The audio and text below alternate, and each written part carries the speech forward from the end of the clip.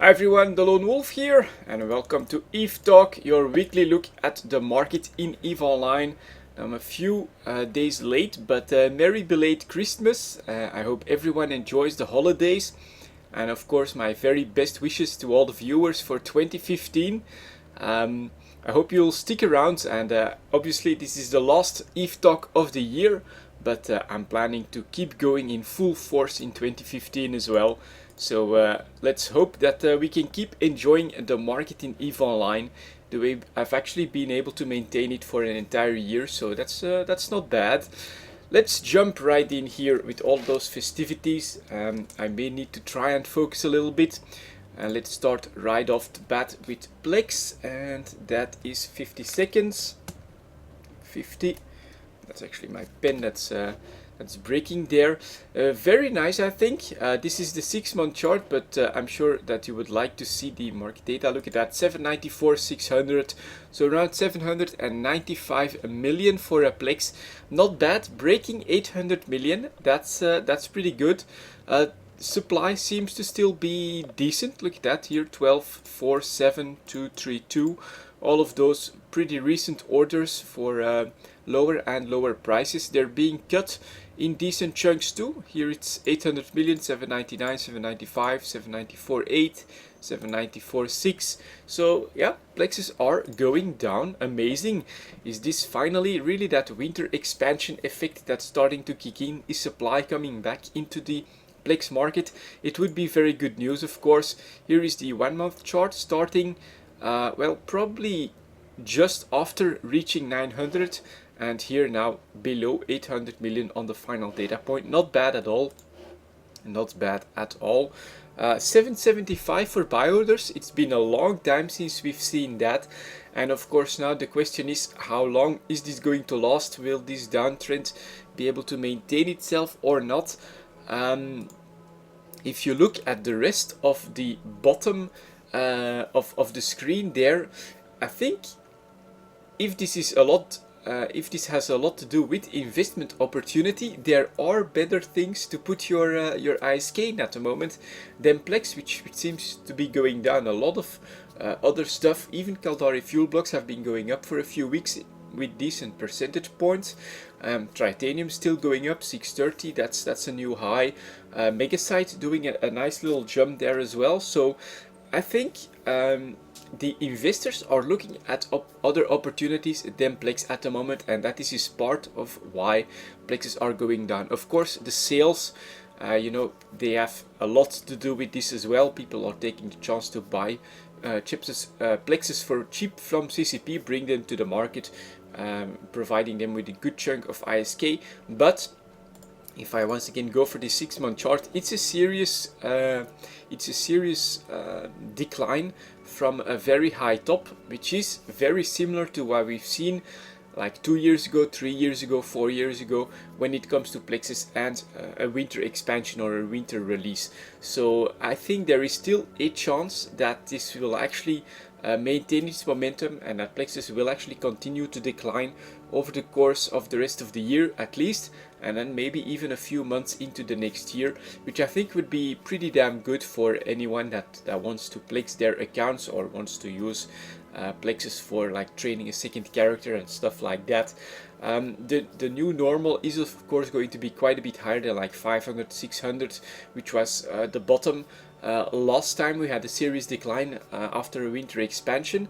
I think that's normal. You can do a lot more with plex since then, but it's nice to see that instead of heading towards the 1 billion price mark, we're actually heading down and breaking 800 million. So this is going to be sustained. You can never be sure, you know, the sales, they're always small time frames where plexes do decline, and after that market forces tend to take over, and well, below 800 million I'm actually pretty sure that there is some demand there. But as I've said, if you're a savvy investor, I do think you can find better opportunities than plexes at the moment. Yeah, let's jump right into minerals then. Let's see if maybe we can find some of those. Here is tritanium, and we'll put down 4 minutes 40 for that. Tritanium, after a nice big jump up here, which was the Iceboxer announcement, been able to maintain pretty good. Now it's actually at 630, so right at the top of that chart once again. So 625 for the sellers, a couple people came in here, but then it's 628, very small order, and then we've got 634, 635, 636 for the first big numbers in supply right there, so that's not bad. When it comes to demand though, here 460, 470 at 612, 613, and then 617, a big, oh my god, 2 billion. For a moment there it looked like supply demand might be much more in line with one another, but nope, here we've got 2 billion coming in. It's in another station, I think, range station, yeah, it's in another station, but it's going to have an impact on the rest of the buy orders, I do think. So that's interesting. That's pretty unusual as well. Could this be a little bit of like manipulation, trying to keep titanium going up? I think that's possible. There is some psychological effect to this. I do think people will constantly see this huge buy order of 2 billion units being at the top, and it's going to fill up quite a bit slower than if the buyer would have put it in the JITA station itself, in JITA 4.4. And so this could be trying to create a floor that's not really there. Interesting, very, very interesting, but it does show that there is still a little bit more demand than supply, and so yeah, it could go up just a little bit in the next week or so, I do think, because of that order, or in the next few days. So here we can see though, pretty stable after the big jump up there, but managing to maintain 6.2 to 6.3 ISK, I think is not bad for HiSec miners. Let's have a look at the 1 month pyrite chart here, also going up very nicely. 12.6 was apparently like a top for last week. Now it's correcting back just a little bit, but still the 1 month trend is pretty clear. And 12.29 for the sellers, 12.23 for the buyers, so it corrected back a little bit. There is more supply than demand here now for the pyrite market. 300,000, 145,000. These are much bigger numbers than all of the buyers. Of course, this one person buying a stack of 100 is also causing a little bit of a disruption here, but I have to go down quite a bit to find 300,000 here, and then quite a bit more to like 10.8 for 500 and 800,000. So supply is taking over. This could probably correct a little bit, but maybe maintain itself above 12 ISK. I think that's a possibility, which I still think is a reasonable price for pyrite. Let's have a look at Mixalon next. Yeah, okay, not doing badly either. 62.5, 62 ISK, something like that for Mixalon. The month is up again for HiSec Mineral, so that's not bad. 63.30 to 63.50 even for the sellers, so not bad at all. The buyer 61.50, so pretty small margin there, but again 50 million, 23 million here, 70 million here, 21 million, 45 million, a little bit more supply than demand coming in on the Mixalon market as well, which I think is going to cause the price to maybe slow down a little bit, go down just a touch, but again I do expect Mixalon to be able to maintain above 60 ISK no problem, which honestly it's not that bad. If I go for like a 1 year chart for Mixalon, you've had to do with less than 50 ISK for quite a bit, so I honestly think that this is not bad. 60 ISK for a HiSec miners, pretty good price. Next up is Isogen here, also up for the month, stalling a little bit at the end. And if you look at supply demand here, let me have a look here, 11, 18, 12, 12 million, gotta go quite a bit lower for 10 million, so a bit more supply than demand coming in at these prices. It's going to start to stall, maybe correct just a little bit, but it doesn't feel like huge oversupply just yet, so I'm not expecting a crash. Isogen well above 120, I think it will be able to maintain that, maybe even 125, something like that. That's my expectation for next week. I do think we'll start to see a little bit of a pullback, because I am seeing more supply than demand in pretty much all of them, and so I do think that the entire market is going to start to come at a point where the market forces of the week, you know, if there's more supply, prices are going to go down a little bit. If there's suddenly a bit more demand because of a few alliances deciding to build a few capital ships or something like that, it's going to go back up a little bit, but I do think there's a good chance that it's going to start to meander around the current price point, so that's pretty interesting. Next up, I'll start with Megasite. because we've seen that on the chart, on the bottom part of the screen there, it didn't do too badly, up like a few percentage points. But if you look at the 1 month chart, it's actually just maintaining 800 ISK. Let's have a quick look here. 831 for the sellers, 786 for the buyers, and so it does look like it's not going up, except for what you saw right there on the chart on the bottom part of the screen. 831, the sellers went up, the buyers maintained pretty much, and so it looks like Megasite went up, but it's actually not doing so that drastically. The chart is clearly showing that Megasite is still on a sideways movement, which honestly it could just be like pretty much Megasite finding the bottom. If I go for a 3-month chart, you can again see the Iceboxer change announcement, which basically just pushed the bottom that it was on from 700 ISK to 800 ISK. And so below that, people just snag them up very quickly, and above that, people just wait and see if they can't get Megasite at a better price, closer to 800 ISK. And so yeah, it's a little bit confusing maybe with what's seen on the bottom part of the screen, but that's just because the sellers have moved up their price.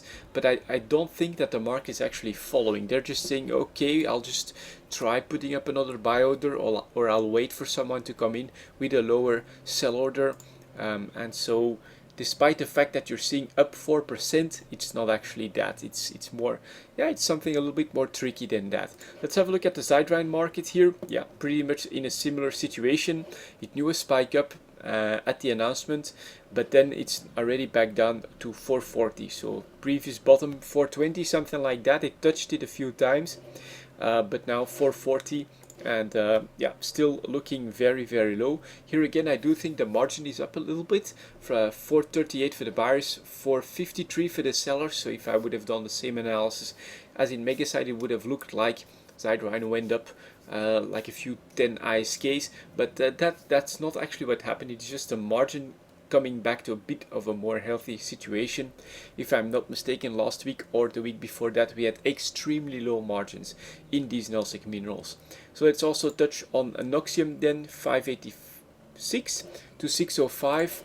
And here again you can see that after hitting the bottom below 540, we're now looking at a bottom of around 600 ISK for Anoxium, where it's just going to start to yeah, just hang around that price point for some reason. I'm not really sure why this huge oversupply seems to be happening, but it does seem to be happening. Look at that. The latest sell order is almost 4 million units, and you have to go to all the way to the bottom of the buyers to find that a similar sized buy order. So there's still really big supply of all of these minerals coming in. They may be reserves from somewhere, but it's actually been going on for quite a while now. So I do wonder how all of this works. Is it because there hasn't been a major war in Nelsec in a while? You would have thought that the changes to the jump ranges and stuff like that may have like slowed all of this down a little bit, because people would still would try to create some local markets a little bit, but no, stuff just floods into JITA. And yeah, at the moment there's just more supply than demand, and all of these Nelsec minerals, they're doing quite badly, honestly, historically speaking. Megasite at like 800, I mean, it's been double the price for quite a while a few years ago. So that was a normal, you know, 1500, 1600 for Megasite was the normal price, and now 800, and it just doesn't seem to stop, because Megasite is still flooding in. Look at that here, 3 million units coming in. A very recent order. Here we've got 50 million, but that's 770 ISK. That's really that's very opportunistic, to say the least. But I do think at some point people will just dump it to these sell orders, because the consensus price, the market price of 800 is, well, it's closer to the buyers than it is to the sellers. So yeah, pretty interesting market, but it's very low, and it's at the bottom, I think. So this could be a good time to actually stock up if you want to do this like medium or even long term, because there is no telling I don't really know what's behind these extremely low prices, and there is no telling what's going to finally stop that. Maybe a huge war is a possibility, but honestly there is some conflict in Nasdaq at the moment, and it doesn't seem to have impacted this in any major way. So yeah, very low Nasdaq mineral prices at the moment, and no sign of these going away anytime soon. Let's take a look at the impact on Tech One chips then. 1510, well, I've really stuck with the mineral market quite long, but okay, it's the final episode of the year anyway, so we could go for a nice in-depth analysis. Unfortunately for Tech One chips, no need for an in-depth analysis. All of this is pretty much flat for like 6 months or so. Here is the Caracal, nice spike up, but you can see that the correction over the week is starting to set in. It's going down a little bit. Current prices for Caracal 10.7 million, and you can see that the supply reaction is right there. 125, 14, 48, 56, 31, those are the latest orders. So supply is ready to come in. This price is going to go down towards its medium of 10.5 million for a Caracal. So this reaction, although it's a little bit slower than what I would have thought, I would have thought the chart to already be a bit lower than this already. It is obviously there, you know, we're not going to see, unless someone decides to all of a sudden buy 300 Caracals to produce a few fleets of them. This is actually going to go down towards its normal for like 6 months or so. Here is the Dominic's chart. If I go for a 6-month chart, you can see that 190 million has been pretty much a normal price for Dominic's, and it's right there on the money. Again, you see a nice little spike here with a supply correction, you know, supply coming in, just like what we've seen in the Caracal just happening now. And then, yeah, basically hanging around to 190, which is normal price for the Dominic's. Here is the Drake then, starting at around 48, ending just above 48. It's been below that for quite a bit. The Drake is maybe a bit of an outlier in the sense that it's not considered a really good chip anymore. It used to be so much better, and that could be why the chart is hanging closer to 47 million or something like that, with what could look like two high points at the beginning 6 months ago and right now. But honestly, none of this is dramatic. The scale of this chart is very small, from anything between 44 and 49 million. That's like 10% margin between the highest buying and the lowest. So it's really nothing to write home about. This is pretty much a stable market. Next up is the Myrmidon. Again, you know, couple lows, couple highs, but on average a Myrmidon for 50 million is what you can expect. And here again, if I go for the 1 month chart, you can see a nice little jump up from, well, 49 below the 50 million to 54, and now it's starting to go down. And are we seeing big supply? Look at that, 11, 11, 12, 40 of them coming in right there. So the supply is there. It will bring this price back down to a more normal 50 million for the Myrmidon. Just takes a little bit for the market to, yeah, basically work its way through all of this. And here the rupture is taking off a little bit. If I go for a 6 month chart, yeah, it is breaking its normal of like around 10 million for a rupture.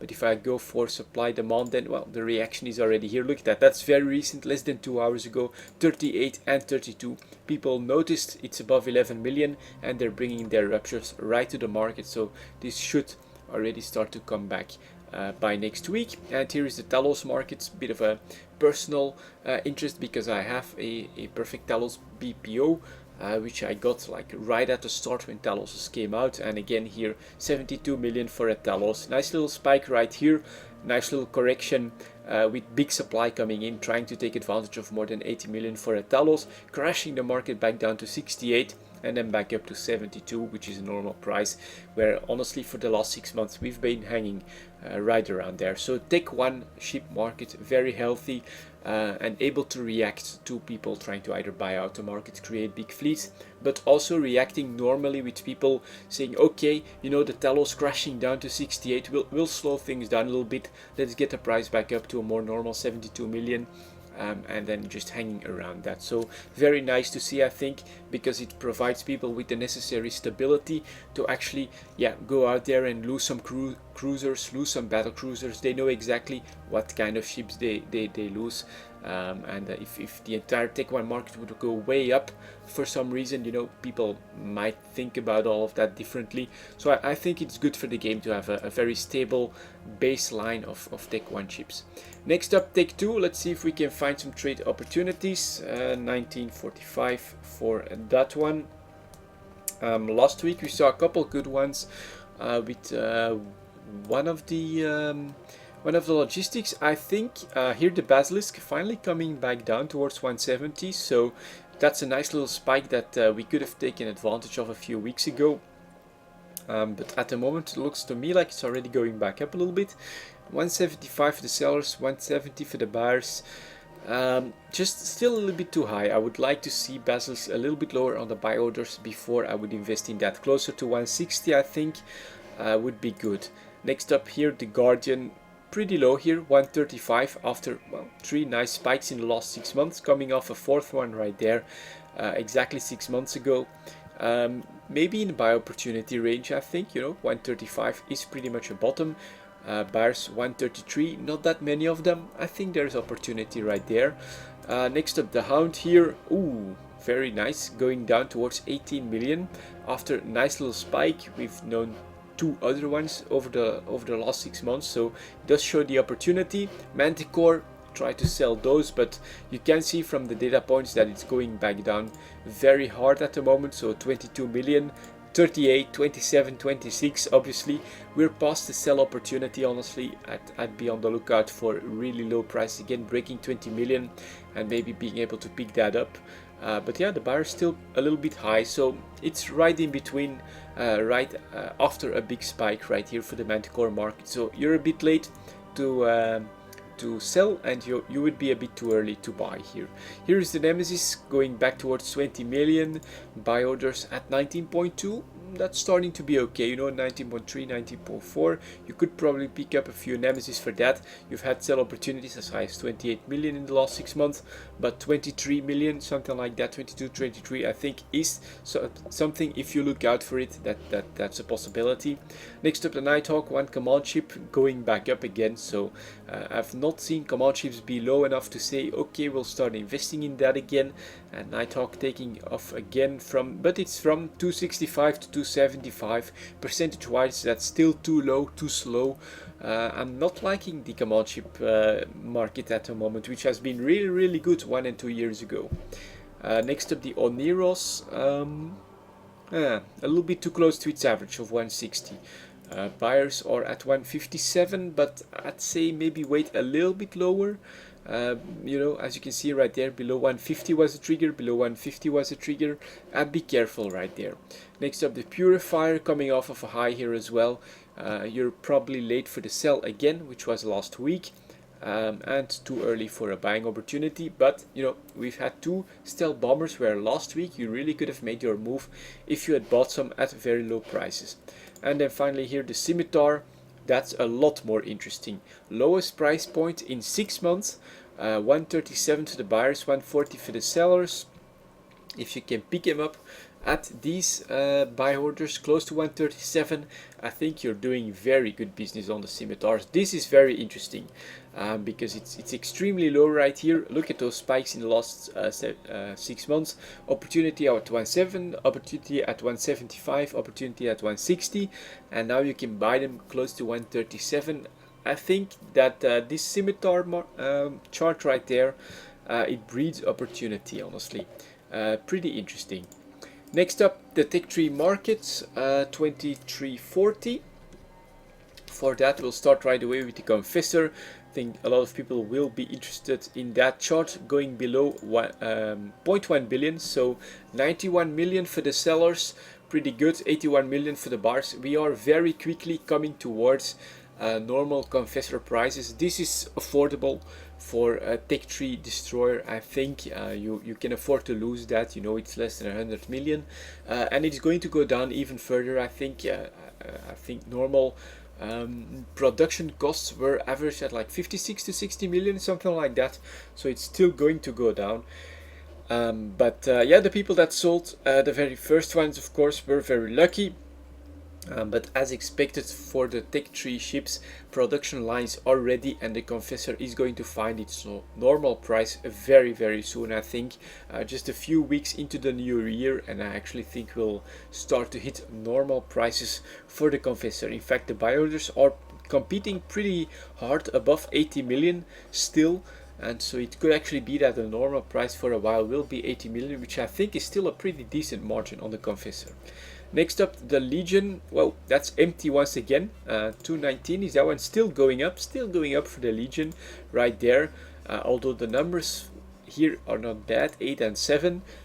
Yeah, someone bought all the Legions from the market and they're going up. Here's the Loki. 207, but 16, 10, 16. So supply is starting to come here, to come in for the Loki. So that is going to start to stall. Next up, the Proteus chart right there. Oh my god, Proteus taking off. Oh, that is not bad. Someone bought, oh my god, 283 million for Proteus. We've not seen that in a very long time, like at least a few years, maybe even 3 years ago. I've seen Tech 3s close to this price, but Proteus for 283. That is extreme. That is extreme. That's very nice. If you have the opportunity to produce some Proteus, or if you have some that you want to sell laying around, I do think that this is a good opportunity to make a few hundred million off of that. You could have bought them for close to 120 like 6 months ago. So yeah, pretty awesome right there for the Proteus. Unfortunately, the Tengu, that one's already going down here. And the reason, 58, 12, 14, that supply, it is there. So I do think, honestly, that by next week supply is going to start filling for the other Tech 3 cruisers as well. And that all of them are a little bit delayed compared to what the Tengu is doing, and that this will materialize. So my reading of the Tech 3 market is that someone with a really big wallet, or maybe a few alliances, made their moves on Tech 3 ships, decided, well, we're gonna buy them in preparation for a big war or whatever. The price spiked up in accordance, but I do think that this will not last. I do think all of this will correct with pretty big supply numbers ready to come in here from the producers. It's going to slow down because of the confessor. People are still putting a lot of effort and time into those, but I do think it is going to happen. These three, the Legion, the Loki and the Proteus, I think are going to start to correct together with the Tengu.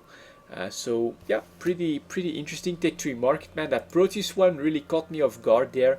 Almost 300 million for a Proteus. That has been very long since we've seen that. And now for the extra material, the extra product, I'll check 27, 25. For that one, I will check control towers because I noticed something pretty weird about those. So structures, star-based structures, control towers. Let's start, and right here we can see, look at that, a Mar control tower over 6 months going from 220 with a spike ending right here at 340. That's a 50% increase in price for the large control tower. Pretty interesting. Here is the medium one, pretty much sideways, 120 to 130, and then the small one right there starting at 60, ending at 75, but up with a big spike at the tail end again. And this is honestly something that I've seen repeated right here. Caldari control tower, look at that, starting at 230, ending at 290. Pretty big increase in price, and going up right there as well, with a pretty big spike here from 260, jump up to 290, managing to maintain right here. Then the medium one up a little bit, but not as drastically, and then here the small one do a little bit of spiky behavior as well, but all control towers seem to have gone up. Here's another Galente control tower right there. Look at that spike right there, starting at, well, let's say 230, and let's end up at 280. Pretty big increase in price here. Medium one up a little bit, but not as drastically, and then the small one, ooh, here again another spike up right there. Minotaur control tower up from 240 to 260, to, well, not up that much, so Minotaur not that popular. Here's the Minotaur medium one from 120 to 135, and then the Minotaur small control tower working on a double spike here again. I think this is pretty interesting, especially how the Amar large control tower and the Caldari large control tower have gone up in price very significantly. I do think that this is partly the impact of people being able to put bosses up anywhere in HiSec. So HiSec is, I think, littered with bosses now, including inactive ones. But maybe the increase in value from C1 to C3 wormholes with the new relic and data sites there has convinced people to actually put up a large boss in those as well. I think that could be why large bosses have gone up so much, because, well, it's easier to fuel those even in something like a C1 wormhole, and it's a total pain in the ass to get rid of something like a large control tower in one of those wormholes. Despite the fact that the fuel costs are 4 times what a medium tower is. Yeah, large control towers have been very popular in the last few months, it seems, with very big increases in prices there. And so if you can produce those, I mean, that's a significant increase right there.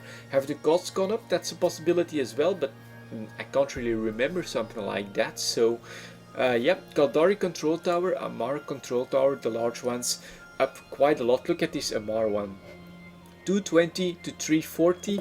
That's really quite a lot, and a nice little double spike right here at the tail end. So very interesting behavior, very strong behavior in the last few months on pretty much all of the control towers, and a general trend for 6 months up quite a lot, especially a few of the popular large control towers. I thought it was pretty interesting right there.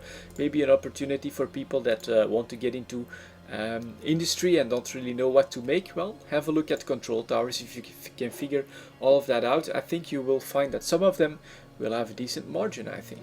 So yeah, there you go, guys. That's it for this final EVE Talk of the year. Again, thank you very much for watching, and of course I'll see you all in the next one.